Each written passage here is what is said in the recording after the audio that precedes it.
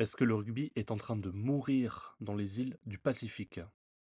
Alors soyons plus précis, est-ce que le rugby à 15 est en train d'être, pris de vitesse par le rugby à 13 dans les îles du Pacifique et notamment en Polynésie, à savoir dans les Samoa et dans les îles, Tonga?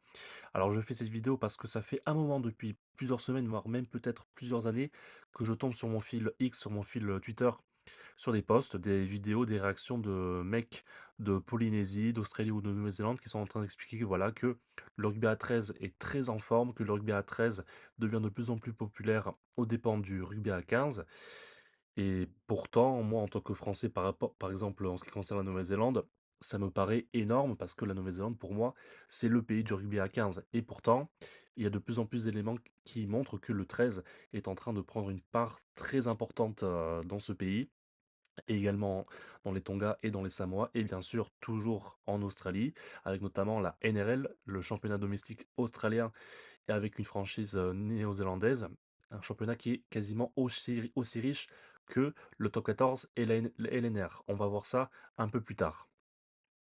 Et si je fais cette vidéo donc, c'est parce que je suis tombé sur cette vidéo sur mon fil X ce matin.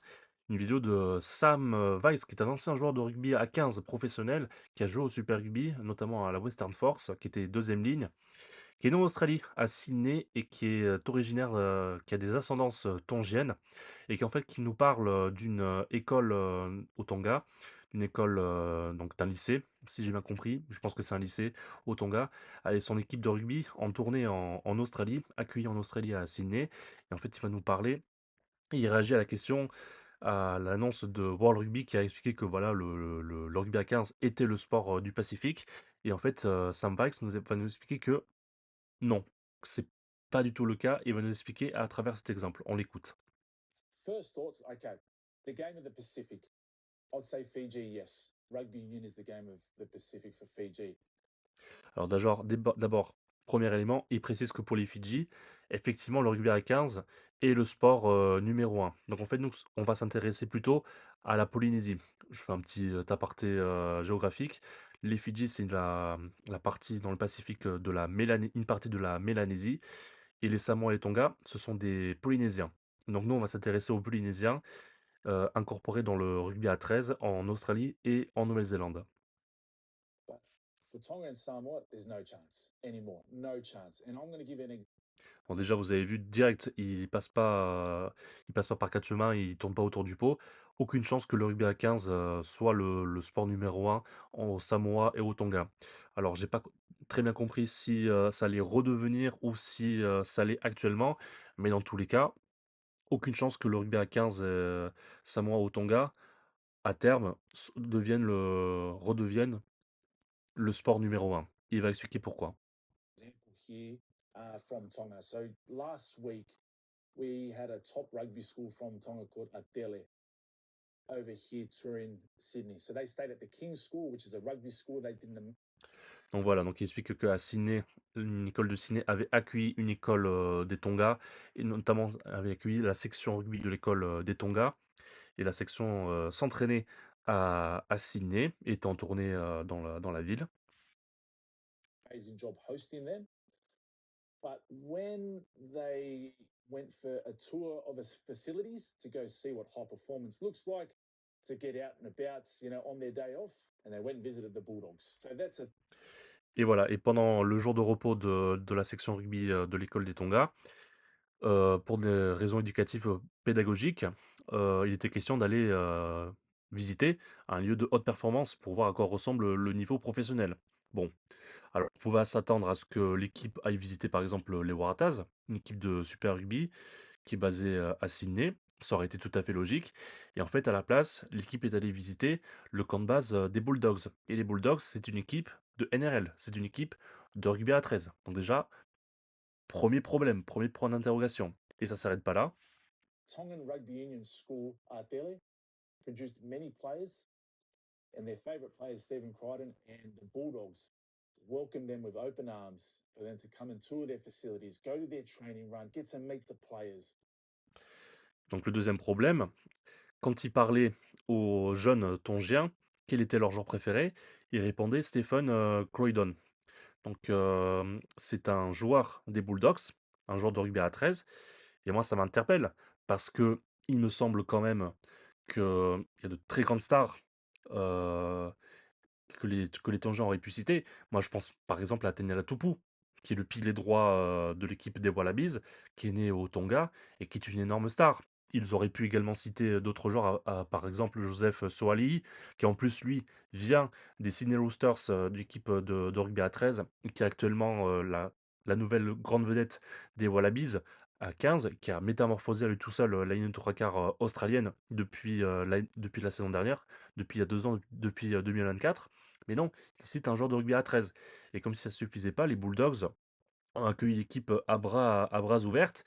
Et en fait, c'est pas étonnant parce que c'est exactement ce qu'est en train de faire l'Australie et la NRL avec la Polynésie, avec les Samoans et avec les Tongiens. Et si vous êtes un Polynésien, si vous êtes un Samoa ou un Tongien, un jeune Polynésien qui joue au rugby à 16, 17, 18 ans, et bien vous vous rendez compte qu'il y a beaucoup plus de débouchés actuellement dans le rugby à 13, dans le Pacifique, que dans le rugby à 15. Dans le rugby à 15 au Super Rugby, vous avez 10 équipes. Il y en avait 11, maintenant il n'y en a plus que 10 parce que l'équipe des Moana Pacifica, euh, une équipe de Samoa et de Tongia qui va disparaître la saison prochaine pour faute de financement. Donc déjà, vous voyez le symbole que ça représente, une équipe de Samoa et de Tongiens qui va disparaître. Et à la place, vous avez en proposition 17 équipes de rugby à 13 à qui vous sont proposées. Donc le choix, j'ai envie de dire, le choix est vite fait, sachant que la NRL ne va pas s'arrêter là. La NRL va s'étendre encore plus dans les saisons à venir. Une nouvelle franchise à venir en Nouvelle-Zélande à Christchurch, donc une 18e équipe. Une 19e avec une équipe de Papouasie, Nouvelle-Guinée à venir en 2028. Et potentiellement une équipe à Perth, ce qui ferait 20 équipes d'ici les Jeux Olympiques de Brisbane 2032. Donc vous avez d'un côté la NRL en pleine expansion, avec de plus en plus de débouchés accessibles pour les jeunes polynésiens. Et de l'autre côté, le Super Rugby avec l'équipe de Samoa et les Tongiens qui est en disparition, en liquidation judiciaire. Est-ce que si on se met à la place 2 secondes de ces joueurs, le choix est vite fait pour le rugby à 13. D'autant plus que on a des équipes nationales de rugby à 13 samoanes et tongiennes qui sont très en forme. Il suffit de regarder les résultats des 2 dernières Coupes du Monde pour s'en apercevoir. Les Samoa, en 2017, ils font quart de finale et ils se font défoncer par l'Australie. Mais vous allez voir 4 ans après ce qu'ils ont fait. Les Tongiens, qu'est-ce qu'ils font en 2017, pardon, Coupe du Monde organisée en Australie.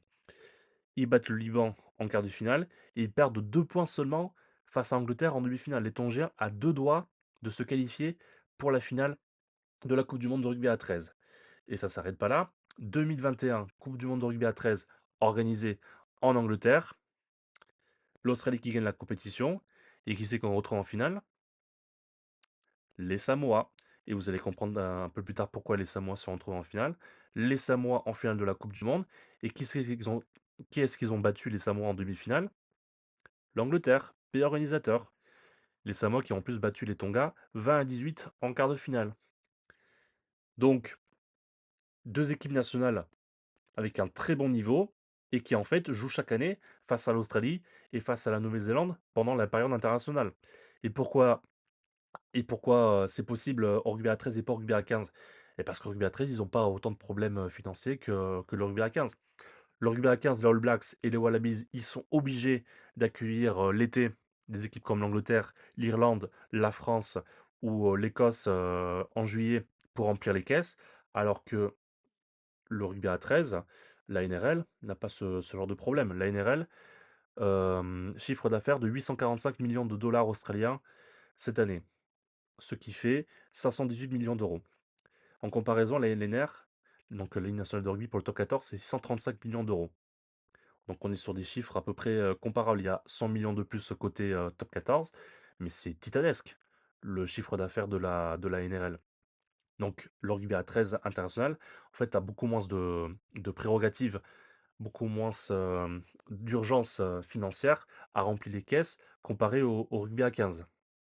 On le voit notamment avec la fédération samoane qui est en passe avec de très gros problèmes financiers et en plus des gros doutes de corruption de la présidence et de la fédération, à tel point que la sélection n'a pas été en tournée en Europe en novembre 2024.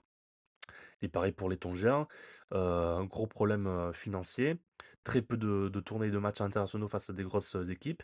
Et résultat, les résultats des deux équipes est en grande baisse. Grande baisse, les Samoa qui sont qualifiés in extremis pour la Coupe du Monde 2027 en Australie, en faisant match nul face à la Belgique au tournoi de repêchage. Et au contraire, on a des joueurs polynésiens de plus en plus incorporés dans le championnat de rugby à 13. Regardez, il y a 23% de Polynésiens en NRL. Et même la NRL qui fait carrément une politique pour les îles Pacifiques. Et une politique d'expansion pour le Pacifique. Il y a un multicultural ground en NRL. C'est-à-dire un multiculture, je ne sais pas comment le traduire, mais vous avez compris l'idée. Il y a une journée dédiée pour toutes les cultures du Pacifique dans la National Rugby League. Et en comparaison, le rugby à 15, qui reste fermé, qui a des obligations financières et qui ne peut pas se permettre de s'ouvrir à ce point pour les îles du Pacifique.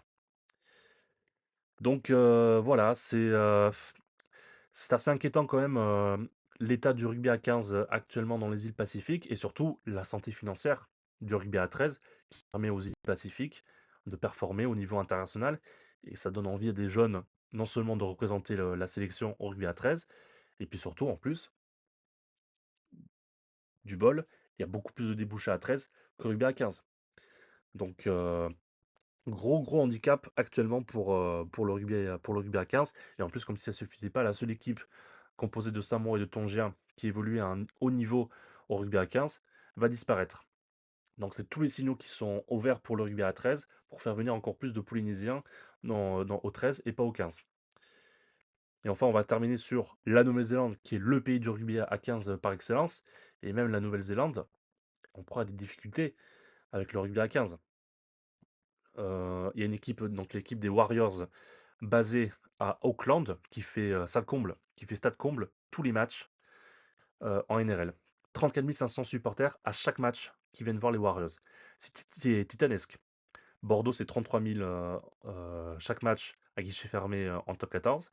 Les Warriors, ils font 34 500. C'est énorme. Et en comparaison, on a l'équipe des Hurricanes, qui est pourtant leader en Super Rugby, qui a fait venir à peine 13 000 supporters. L'équipe leader du Super Rugby ne fait venir à peine que 13 000 supporters par match, alors que les Warriors, qui sont en milieu de tableau en RL, ils en font venir 34 500. Et à tel point qu'il y aurait donc une deuxième franchise de NRL en Nouvelle-Zélande, à savoir à Christchurch, dans le sud du pays. Donc voilà, on peut discuter pourquoi ce genre de choses arrive, parce que en rugby à 13, il n'y a pas de mêlée, il n'y a pas de touche, il n'y a pas de rock, et donc ça convient peut-être plus pour les Polynésiens, pour les joueurs du Pacifique, d'avoir moins de conquêtes. On sait que c'est leur gros point faible. Mais voilà, le rugby à 13, je trouve, on dirait, prend le dessus sur le rugby à 15 dans les îles Pacifiques. Et c'est triste parce qu'on aime les joueurs du Pacifique à 15. On aime les voir déballer tout le terrain, faire leurs gestes fantasques. Tout le monde aime les Tonga, les Samoa et les Fidji au rugby à 15. Mais voilà, manque d'argent, manque de débouchés, et c'est le 13 qui va bénéficier de leur talent pour les prochaines avenirs.